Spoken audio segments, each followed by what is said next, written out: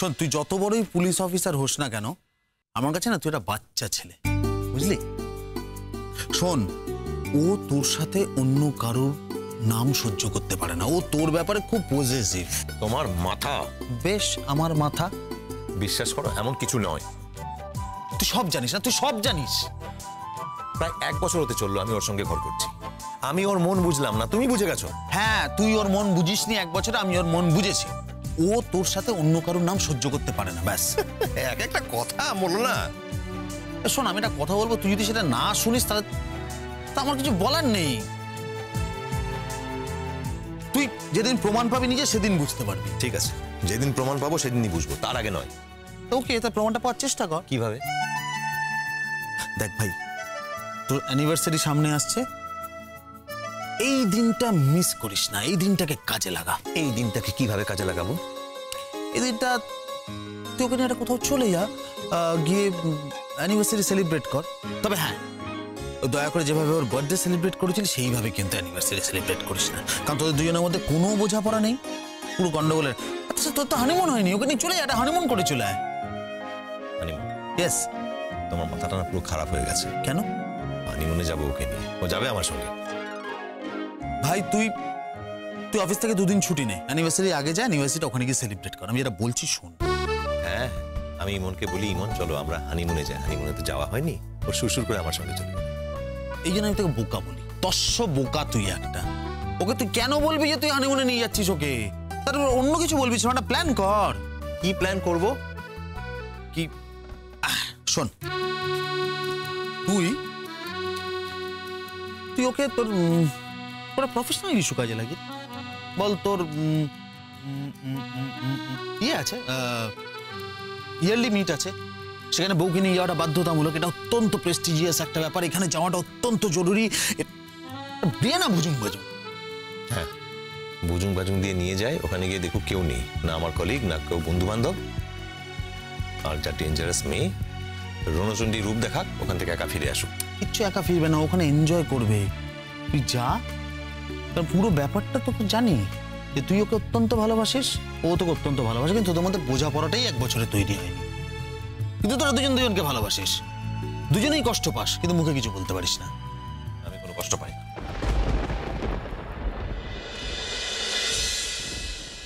সেই তো তুই তো একদম কঠিন হৃদয়, তোর তো কোনো কষ্ট টষ্ট হয় না, শুধু মাঝে মাঝে মন খারাপ হয়। প্লিজ অনিতা, থামো না। দেখ ভাই, আমি তোকে যেটা বললাম, এখনো বলছি, আবারও বলছি, তুই ওটা করে নে, কিন্তু কাজটা কিন্তু ভালো হবে, ভালো ফল পাবে। আমি যেটা বলছি এটা কর। কি বলবো আমি?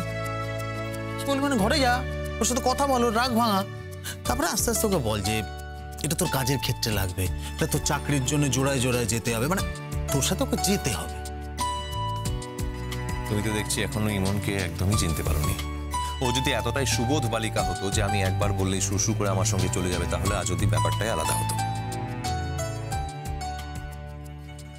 দেখ, আমি ওকে যতটা চিনি, ওর প্রতি আমার এইটুকু বিশ্বাস আছে, তুই যদি ওকে গিয়ে বলিস যে এটা তোর চাকরির ব্যাপার, এটা করলে তোর সুবিধা হবে, তোর কাজের ক্ষেত্রে সুবিধা হবে, ও কিন্তু না করবে না। সে না হয় ঠিক আছে, বুঝিয়ে বাড়িয়ে নিয়ে গেলাম, ওখানে গিয়ে কি করব? ওখানে ওরম প্রকৃতির কোলে, ওরম একটা মনোরম পরিবেশ, সেখানে দাঁড়িয়ে তুই ওকে বলবি যে তুই বিয়ের দিনটা সেলিব্রেট করার জন্য এখানে এসছিস, সেখানে ওকে নিয়ে এসছিস। একটা সুন্দর হোটেলে থাকবি, সেখানে তোরা ক্যান্ডেল লাইট ডিনার করবি, সেখানে তোরা দুজনে একা থাকবে। এই সব কি আমি বলে দেবো নাকি রে? হ্যাঁ, তোকে সব বলে দিতে হবে? শোনো না, তুমি চলো না। কি? হ্যাঁ,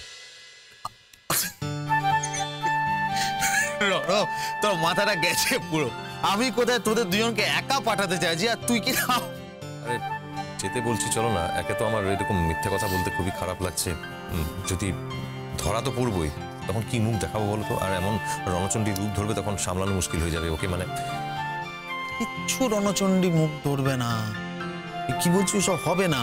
উল্টে ওর ভালো লাগবে, ও স্বস্তির নিঃশ্বাস ফেলবে, ও এনজয় করবে। আচ্ছা ঠিক আছে, তোমরা একসঙ্গে আমার সঙ্গে যেতে না পারো, তাহলে পরে এসো, অন্তত অ্যানিভার্সারির দিনটা ওখানে কাটানোর মতো করে। হ্যাঁ, সেই তো অ্যানিভার্সারির দিন, আমি তোর অ্যানিভার্সারির দিন তোদের মধ্যে ওই কাবাব মে হাড্ডি হতে যাবো। আরে না, ওরকম ভাবে কেন ভাবছো? বলছিলাম যে ওই ওই সন্ধ্যেটা আমরা তিনজনে মিলে একসঙ্গে যদি কাটাই তাহলে আমিও একটু। সেটা বলো যে আমার বীর পুরুষ ভাইটা ওই তৃণমূলের মেয়েটাকে ভয় পাচ্ছে। হ্যাঁ ভয় পাই, মেয়েটাকে চিনি তাই ভয় পাই। তুই যা না, তুই যা, এদিকে ফের, আমার দিকে ফের। একটা কথা বলছি, রাগ করে সবসময় মুখ ঘুরি নাই। তুই যা, ওর সাথে কথা বল, ওর রাগটা ভাঙা। আমি বলছি সব ঠিক হয়ে যাবে, দেখ। আচ্ছা ঠিক আছে বাবা, আমি যাবো। আমি যদি সব ম্যানেজ করতে পারি আমি যাব। আমি শুধু একা যাব না, আমি দেখি আমি কলিদিকেও নিয়ে যাবো সাথে। যদি কলিদি কলেজ ছুটি থাকে কলিদিও যাবে। আমি টুবলুকে বলবো। হ্যাঁ, টুবলু গেলে দারুণ হবে, বল, ব্যাপারটা জমে যাবে। টুবলুর সঙ্গে ওর একটা অদ্ভুত সুইট সম্পর্ক আছে। টুবলু গেলে কিন্তু তোর অনেক কিছু কেস ম্যানেজও করে দিতে পারবে। আর ও তো আমাকে তোর পক্ষের লোক ভাবে, বুঝলি না? তাহলে আমি কি করবো বলো তো এখন? আকাশের দিকে চেয়ে গালে হাত দিয়ে বসে থাকো চুপ করে। আর কত বোঝাবো তোকে? শোন, আমি বাড়ি যাচ্ছি, তুই যা ভাই, ঘরে যা, ওর সাথে কথা বল, রাগটা কমাবার চেষ্টা কর। এত ইজি নয় গো। তুমি তো জানো আমার জীবনে অনেকগুলো অসুবিধাও আছে। আমি যদি এখন ইমনকে নিয়ে একা কোথাও যেতে চাই তাহলে রূপকথা ওভার রিঅ্যাক্ট করবে। এনাফ ইজ এনাফ রনো, এবার এটাকে বন্ধ কর। রূপকথার ওভার রিঅ্যাক্ট করার কোনো রাইট নেই, ওর কোনো জায়গাই নেই। রূপকথাকে বাস্তবটা মানতে হবে, তো সত্যিটাকে স্বীকার করতে হবে। ও সেই সত্যিটাকে অ্যাকসেপ্ট করতে পারে না। ও সেই সত্যিটাকেই অ্যাকসেপ্ট করতে পারে না যে তুই, যাই হোক, দেখ, ও যদি তোর একটা কথা ধরে বসে থাকে সারা জীবন, সেটা তো হতে পারে না। কথাটাকে ধরছে, আর যে কথা দিয়েছিল সেই মানুষটা, সে যখন একটু ইমনের দিকে, মানে ইমনের জাদুকাঠিতে বদলে যাচ্ছে, সেটা বুঝতে পারছে না। এটা তো হতে পারে না। বুঝতে না পারলে তাকে বুঝিয়ে দিতে হবে, এবং সেটাও কিন্তু তোর রেসপন্সিবিলিটি। আর তার প্রথম ধাপ এটাই। তুই যা, তুই তোর বউকে নিয়ে বেরিয়ে আয়। বাড়িতে তো আর বলতে পারবো না বেড়াতে যাচ্ছি। কেন, বাড়িতে যেটা বলতে পারবি সেটা বল। যেটা বললে ইমন বেড়াতে যাবে, ইমনকে সেটা বল। শোন, যুদ্ধ আর প্রেমের ক্ষেত্রে কিন্তু সত্যি মিথ্যে বলে কিছু হয় না। তুই কথাটা শুনেছিস, everything is fair in love and war.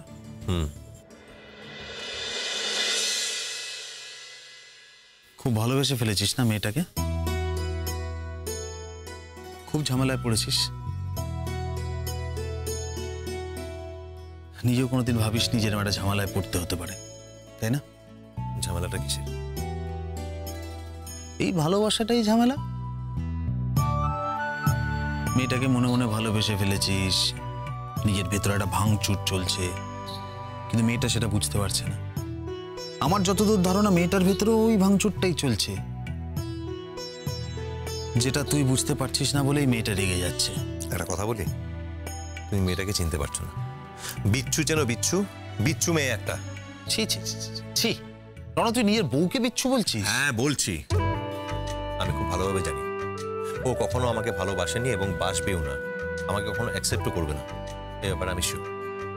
সেটা প্রমাণ হয়ে যাবে তো, অ্যানিভার্সারির দিনই সেটা প্রমাণ হয়ে যাবে, বুঝলি? এটা একটা পরীক্ষা, মানে তোর জন্য অগ্নি পরীক্ষা। তুই কি করবি সেটা তুই বুঝে নে। ঠিক আছে, যখন বলছো আমি চেষ্টা করে দেখব, কিন্তু প্লিজ তোমরা ঠিক অ্যানিভার্সারির সময় কিন্তু চলে এসো। দেখো আমি কিন্তু একা একা বুক হয়ে যাবো, প্লাস ওই সত্যিটা যখন জানতে পারবে তখন কিরকম একটা লজ্জার বিষয় হবে বলো তো। আমি, তোমরা থাকলে অ্যাটলিস্ট আমি একটু ম্যানেজ করতে পারবো। বলেছি তো চেষ্টা করব, যদি সম্ভব হয় নিশ্চয়ই। রণ, তোর আর ইমনের সম্পর্ক ঠিক হওয়ার জন্য যা যা করা দরকার আমি সব করবো রে। কিন্তু একটা কথা জানিস তো, তোর কিন্তু সময় হয়েছে রূপকথাকে পরিষ্কার বুঝিয়ে বলে দেওয়া যে তুই তোর জীবনটা গুছিয়ে নিতে চলেছিস, এবং সেটা ইমনকে নিয়ে। ও যেন সংযত হয়ে যায়। এবার দাদাভাইকে খুব দরকার ছিল রে, সত্যি যদি দাদাভাই থাকতো। দেখো তো, হঠাৎ করে হারিয়ে গেল, ওরকম একটা জলজান্ত মানুষ হারিয়ে গেল, তার কোনো খোঁজই পেলাম না আজ অব্দি। কেউ যদি ইচ্ছে করে হারিয়ে যায় তাকে কি খুঁজে পাওয়া যায় রণ? দাদাভাই যদি মনে করে নিজে থেকে ধরা দেবে, আমার মনে হয় তাহলে সেদিনই আসবে ওই বাড়িতে। তো আমি এটাও বলি যে রূপকথার জন্য দাদাভাই সবাইকে ছাড়তে পারলো কি করে? রূপকথা তো দাদাভাইয়ের জীবনে এমন ভাইটাল কেউ নয়। আর তাছাড়া দাদাভাই আর রূপকথার তো মানে ভালোবেসে বিয়ে হয়নি, সেই জন্য অনিদা দাদাভাইয়ের সঙ্গে দেখা হওয়াটা আমার খুব জরুরি। আমি একবার দাদাভাইয়ের সামনে মুখোমুখি দাঁড়াতে চাই, সব বুঝিয়ে বলবো। হয়তো বুঝিয়ে বলতে পারবো না, তাও মুখোমুখি একবার দাঁড়াবো তো। রাগটা পড়লে দাদাভাই বুঝতে পারবে আমি কি বলতে চাইছি। সেটার জন্য তো দাদাভাইয়ের ফিরে আসাটা জরুরি। জানি না কোনোদিনও ফিরবে কিনা দাদাভাই, তো বিশ্বাস কর আমি রোজ মনে মনে ভাবি যে হয়তো আজ দাদাভাই ফিরবে। ও বাবা, এরনো এগোই, বুঝলি? আমার মাকে তো জানিস, বেশিক্ষণ আমায় না দেখলে কি শুরু করে, এতক্ষণে বোধহয় কান্নাকাটি শুরু করে দিয়েছে। এগোই, তাহলে তুই দিকটা দেখে না, যা যা বললাম ওগুলো করবি। হ্যাঁ, শুধু পুলিশ হয়ে পুলিশের দায়িত্ব পালন করলে চলবে না, কিন্তু স্বামী হয়েও তার স্ত্রীর প্রতি কিছু দায়িত্ব থাকে, সেগুলোও পালন করতে হবে। কি রে, মুখটা রামদুরের ছানার মতো করে আছিস কেন? কি হয়েছে? তুই না আজকাল একদম ইয়ার্কিও বুঝিস না। তাই হোক, যেটা বললাম সেটা করিস। আমি এগোই।